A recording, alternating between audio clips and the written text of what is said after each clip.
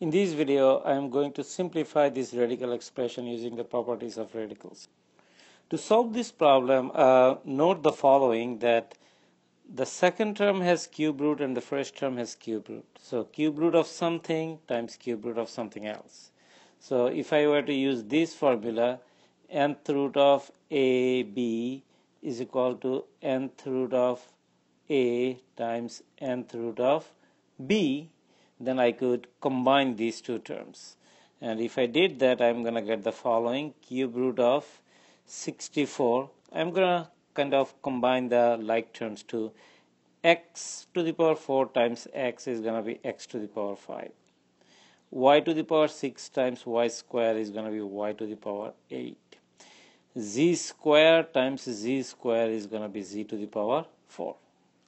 Now again, I'm going to apply this rule repeatedly and break this down into 4 different factors. So it's going to be cube root of 64 times cube root of x to the power 5 times cube root of y to the power 8 times cube root of z to the power 4. Now cube root of 64 is, by the way, 4. Why? 4 times 4 is 16, 16 times 4 is 64. So cube root of 64 is 4. Now let's look at the cube root of x to the power 5. Cube root of x to the power 5 is going to be this. If I rewrite it, is going to be x cubed times x squared. X squared times x cubed times x squared is x to the power 5. Now this I could break it down again using this formula to cube root of x cubed times cube root of x squared. This I cannot simplify, however this cancel out, right? Because I am raising the power of x to 3 and I am taking cube root. So that's going to give me just x, then times cube root of x square, cube root of x square. Now this term is going to be x times cube root of x square. Now let's do similar calculations for this one.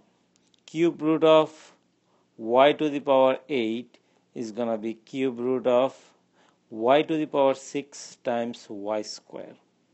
I could break it down into 2. Cube root of y to the power 6 times cube root of y square. Now cube root of y to the power 6 is, by the way, just y square. Why? I could write y to the power 6 as y square cube, right? And then if I take the cube root, then these 3 and 3 is going to cancel out. That's going to just give me y square. So this gives me y square. And this I cannot simplify any further. Cube root of y square.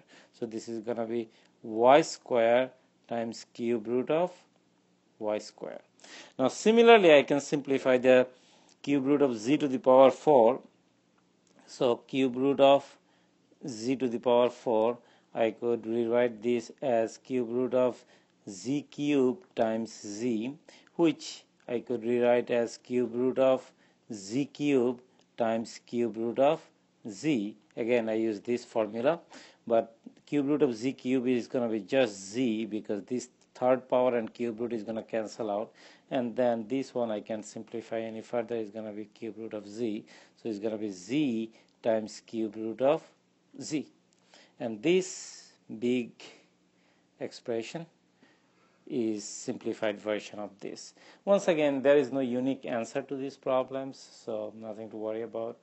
Don't worry too much about the exact answer. The main concept is to here is to make sure that you understand this property of radicals. Okay.